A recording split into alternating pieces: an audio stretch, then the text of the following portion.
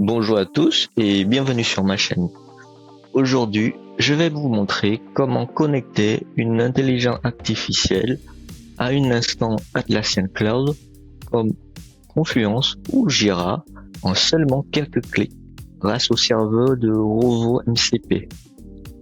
Ensuite, je vais vous présenter quelques démonstrations rapides de ce qu'il est capable de faire. Donc, alors c'est parti. Tout d'abord, MCP signifie modèle, contexte, protocole. Pour faire simple, on peut le comparer à un traducteur universel entre une IA et les logiciels que nous utilisons au quotidien. Donc si vous utilisez la suite Atlassian, cette vidéo est faite pour vous. Lorsque je pose une question à Claude, il transmet ma demande au serveur Rovo MCP.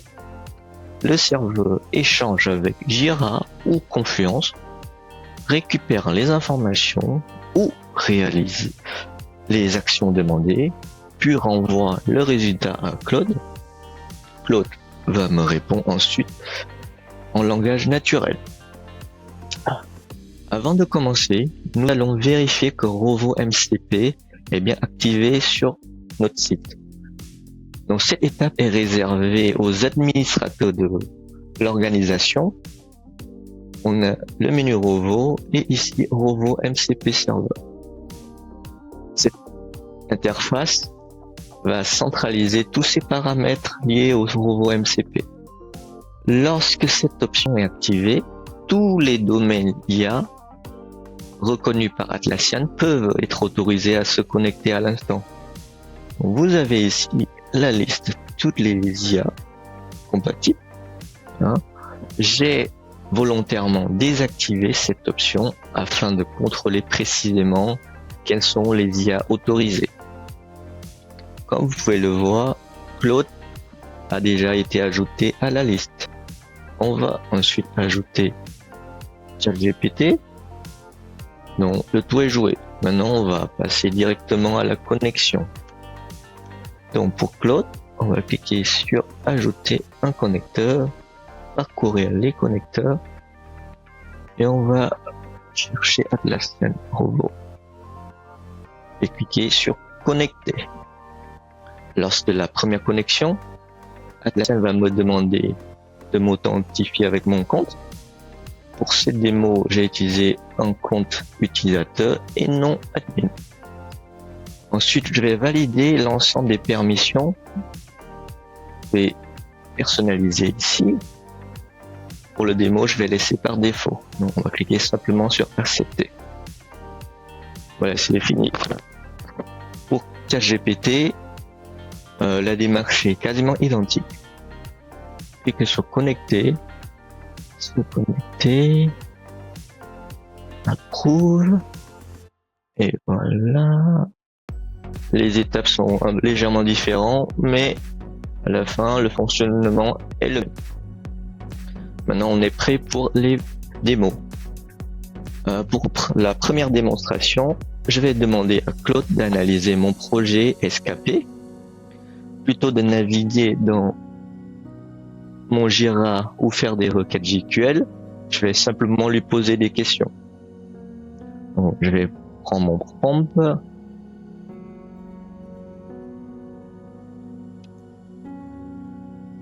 Et je vais attendre sa réponse.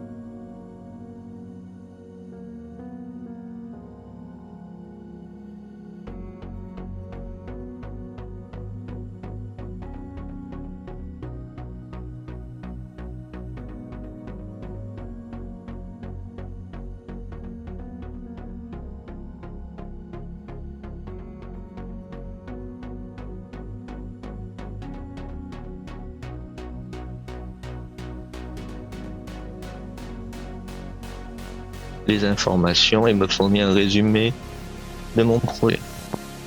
Donc on a le lien ici pour le rapport.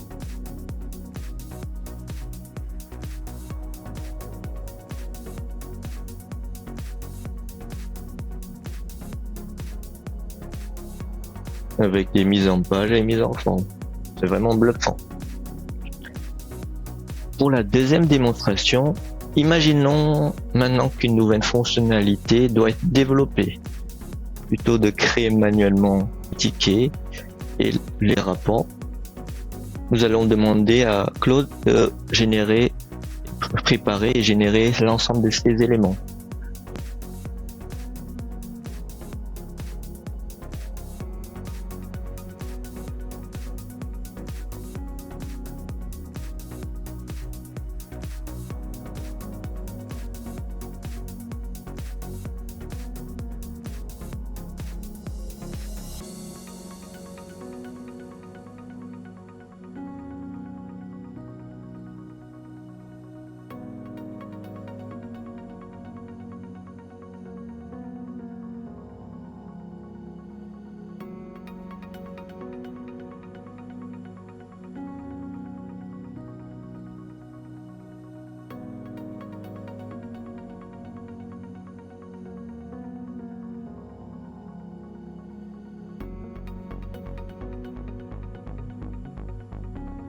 On va aller contrôler les résultats.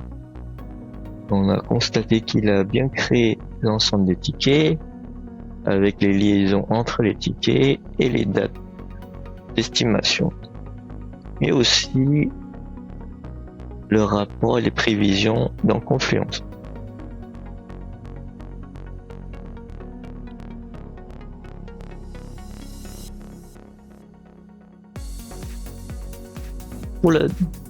Pour la dernière démonstration, je vais maintenant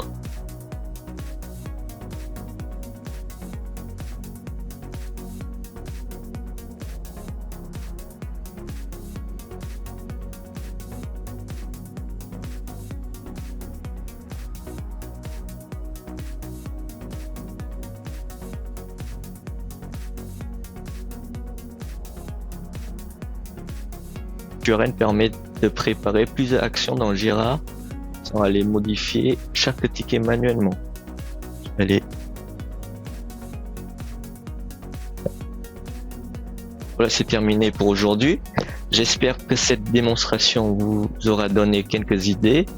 C'est maintenant à vous de tester Rovo MCP et de créer votre propre scénario.